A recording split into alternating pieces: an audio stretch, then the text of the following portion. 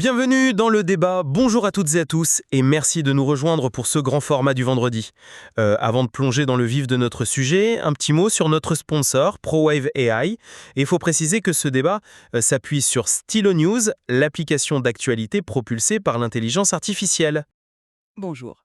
Oui, et pour ceux qui ne connaissent pas encore, Stylo News, c'est en fait la version grand public du logiciel Stylo Intelops. C'est un outil qui est conçu à la base pour les opérations critiques, vous savez, pour les gouvernements, l'armée, les grandes entreprises. Exactement, ce qui veut dire que vous, nos auditeurs, vous avez accès à un outil stratégique pensé pour les décideurs mondiaux.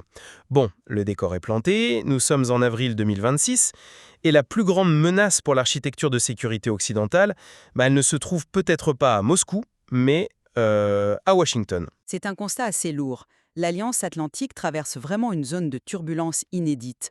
On a une guerre d'usure brutale sur le flanc est de l'Europe et en même temps des tensions extrêmes au Moyen-Orient. Oui, particulièrement dans le détroit d'Ormuz, les tensions impliquant les États-Unis, Israël et l'Iran ont atteint un point de rupture. Et au milieu de toute cette volatilité, le président américain menace ouvertement de retirer les États-Unis de l'OTAN. Ce qui nous amène à une intersection historique. Enfin, ce n'est plus une simple querelle diplomatique là, c'est une remise en question fondamentale de la manière dont l'Occident se défend. Tout à fait. Et la question centrale que nous allons disséquer aujourd'hui, en croisant les derniers rapports d'intelligence de Stylo News et l'analyse des réseaux sociaux, c'est la suivante. Ces menaces américaines vont-elles provoquer l'effondrement de l'OTAN au profit d'une armée européenne autonome? Ou bien assistons-nous à une redéfinition brutale mais nécessaire de l'Alliance? C'est le cœur du problème. Je défendrai la position selon laquelle l'OTAN reste le pilier indispensable et résilient de notre sécurité et que ces frictions forcent l'Europe à s'adapter de l'intérieur. Et de mon côté, j'aborderai la question sous un angle différent. Je soutiendrai que la fracture transatlantique est structurelle et permanente et que l'Europe doit construire d'urgence une autonomie stratégique totale. L'OTAN est tout simplement paralysée par ces contradictions. Très bien. Permettez-moi de poser les fondations de mon argument. Si on écoute uniquement la rhétorique agressive de Washington, on pourrait croire à la fin de l'Alliance. Mais si on regarde les faits, l'OTAN se consolide politiquement. Vous pensez aux événements de ces derniers jours ? Absolument. Prenons les élections historiques en Hongrie. Peter Magyar et son parti TISA viennent de mettre fin à 16 ans de règne de Viktor Orban avec une majorité écrasante. Si on analyse le sentiment sur les réseaux sociaux, notamment en Europe de l'Est, c'est un soulagement immense. Les sources locales saluent un retour spectaculaire vers l'alignement européen et otanien. C'est un changement de gouvernement notable, je vous l'accorde, mais en quoi cela sauve-t-il l'OTAN face au désengagement américain ? Je veux dire, la politique intérieure hongroise ne règle pas le problème de fond. Elle modifie l'architecture même de la prise de décision. Vous savez, pendant des années, l'OTAN a fonctionné avec un frein à main serré. Le gouvernement précédent agissait systématiquement comme un point de blocage. C'est vrai, il monnayait son droit de veto. Voilà, exactement. Donc l'Alliance se purge littéralement de ses vulnérabilités politiques internes et matériellement l'Europe suit. L'Alliance européenne de défense vient de coordonner 18 nations pour livrer 1 million d'obus d'artillerie à l'Ukraine. On voit des budgets de défense qui explosent. Donc la pression actuelle agit vraiment comme un mécanisme de correction sain. Je vois les choses de manière beaucoup plus systémique. L'OTAN ne se corrige pas, elle se fracture.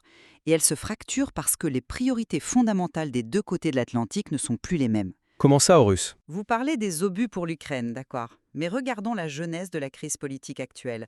Pourquoi le président américain a-t-il qualifié l'Alliance de tigre de papier la semaine dernière ? En grande partie à cause du refus européen d'intervenir au Moyen-Orient. Précisément, l'Europe a opposé un refus catégorique de soutenir la guerre américano-israélienne contre l'Iran dans le détroit d'Ormuz. Aux yeux de Washington, une alliance qui ne sert pas ses intérêts immédiats n'est plus utile. Cela a poussé les États-Unis à menacer de redéployer leurs troupes. Mais c'était un refus légitime.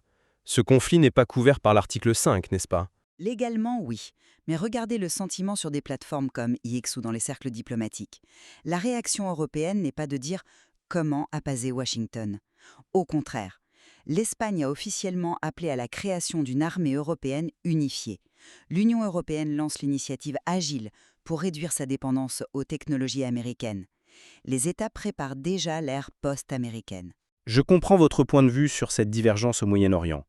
Mais permettez-moi de vous offrir une perspective différente sur cet ultimatum américain. Ne devrions-nous pas voir l'attitude de Washington un peu comme une Renégociation agressive de contrats corporatifs, plutôt que comme une faillite. Une renégociation corporative. C'est une comparaison audacieuse. Imaginez l'OTAN comme une multinationale. Les États-Unis en sont l'actionnaire majoritaire depuis 75 ans.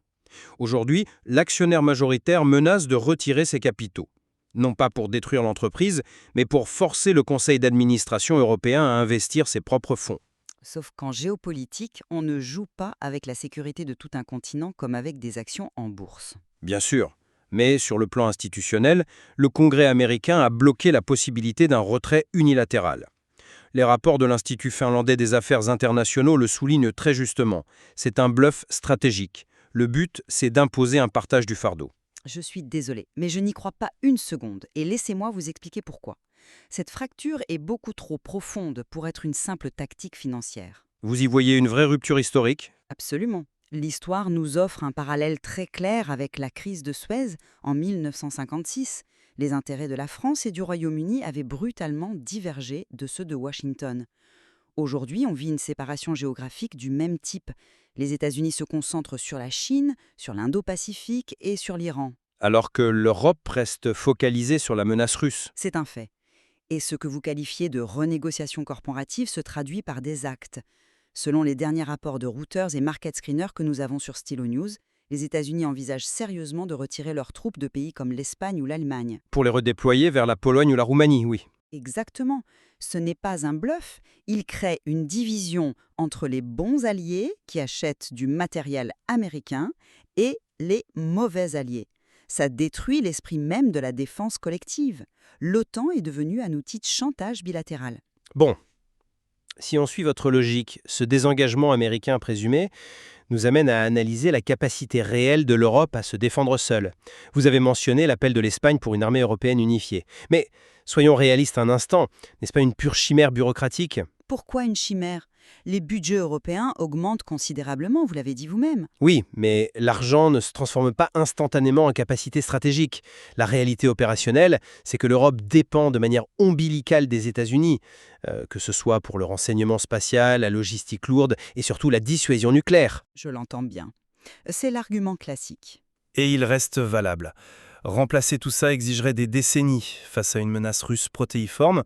S'amputer volontairement du parapluie américain pour poursuivre le mirage d'une autonomie totale, ça me semble relever de l'aveuglement. C'est un argument convaincant si on s'en tient aux doctrines du XXe siècle.